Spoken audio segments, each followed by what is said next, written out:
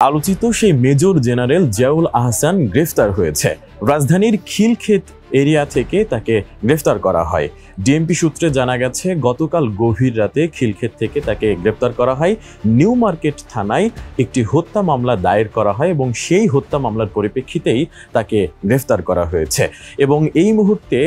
সর্বশেষ খবর পাওয়া পর্যন্ত তিনি ডিবি হেফাজতেই রয়েছেন। একটু যদি বলতে চাই যে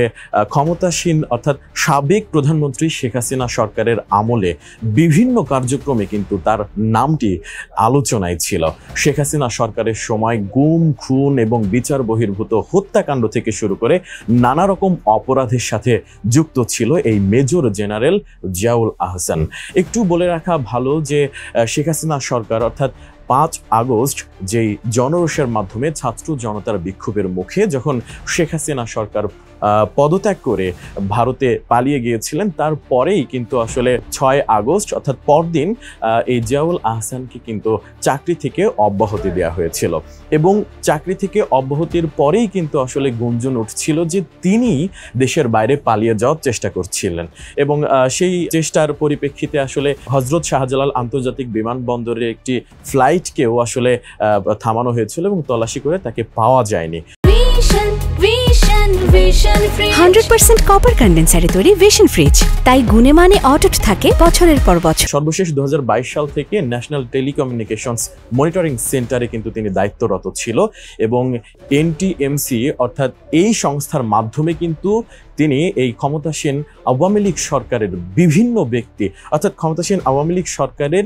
পরিপন্থী আওয়ামী লীগ সরকারের জন্য হুমকি স্বরূপ বিভিন্ন ব্যক্তিদের কল রেকর্ড তিনি ফাঁস করতেন এবং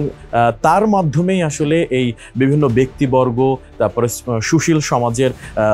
ব্যক্তিরা যারা আসলে মূলত এই সরকার পতনের বিভিন্ন কথা বা এই সরকারের বিপক্ষে যায় এমন কথাবার্তা বলতো, সেই কথাগুলো কিন্তু তিনি রেকর্ড করতেন এবং রেকর্ড করে সোশ্যাল মিডিয়ার মাধ্যমে বিভিন্ন গ্রুপে বিভিন্ন প্ল্যাটফর্মে কিন্তু ছড়িয়ে দিতেন। এছাড়া একটু বলে রাখি, শুধুমাত্র কল রেকর্ডই কিন্তু নয়, এই সোশ্যাল মিডিয়া অর্থাৎ বলতে পারি ফেসবুক, টুইটার কিংবা ইমেইল আদান প্রদান করি, সেই ইমেইলেও কিন্তু আসলে এই এনটিএমসির আসলে সংস্থার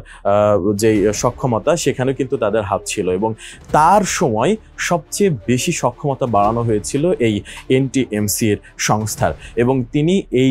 সক্ষমতাকে কাজে লাগিয়ে বিভিন্ন ধরনের অপকর্ম করত এবং সেই অপকর্মের পরিপ্রেক্ষিতেই কিন্তু আসলে বিভিন্ন সময় তার নাম চলে আসে। একটু বলে রাখি যে রাজনৈতিক বিভিন্ন নেতাকে গুম এবং খুনের সাথে কিন্তু তার নাম জড়িয়েছিল। বিশেষ করে সিলেটের বিএনপির নেতা ইলিয়াস আলীর যে নিখোঁজ রহস্যের সাথে কিন্তু সবচেয়ে বেশিবার যেই মানুষটির নাম উচ্চারিত হয়েছে সেই মানুষটা আর কেউ নাই, তিনি হচ্ছেন মেজর জেনারেল জিয়াউল আহসান। এবং এছাড়া যদি বলতে পারি সাম্প্রতিক সময়ের যে ঘটনা, বৈষম্য বিরোধী ছাত্র আন্দোলনের যে আন্দোলন চলাকালে 17 জুলাই যেই ইন্টারনেট অর্থাৎ মোবাইল ইন্টারনেট যে বন্ধ করে দেওয়া হয়, সেটাও কিন্তু আসলে তার নির্দেশে স্বরাষ্ট্র মন্ত্রণালয় কর্তৃক যে পরিচালিত এই এনটিএমসি যে সংস্থা, সেখানকার মহাপরিচালকের দায়িত্ব তিনি পালন করতেন এবং সেখান থেকেই আসলে বিভিন্ন ব্যক্তিবর্গদের কল রেকর্ড ফাঁস করতেন। এর আগে 2009 সালে মেজর থাকাকালে কিন্তু তিনি র্যাবের উপ অধিনায়ক হিসেবে পদোন্নতি পান এবং ওই বছরই তিনি লেফটেন্যান্ট কর্নেল হন এবং পরবর্তীতে তিনি কিন্তু র্যাবের সদর দফতরের কাজ করেন এবং এভাবেই কিন্তু আসলে সর্বশেষ 2022 সালে তিনি তার কর্মজীবন আসলে শুরু করে ন্যাশনাল টেলিকমিউনিকেশনস মনিটরিং সেন্টারে এবং সেখান থেকেই আসলে সর্বশেষ 6 আগস্ট তাকে আসলে অব্যাহতি দেওয়া হয় এবং আজ তাকে গ্রেফতার দেখানো হয়েছে।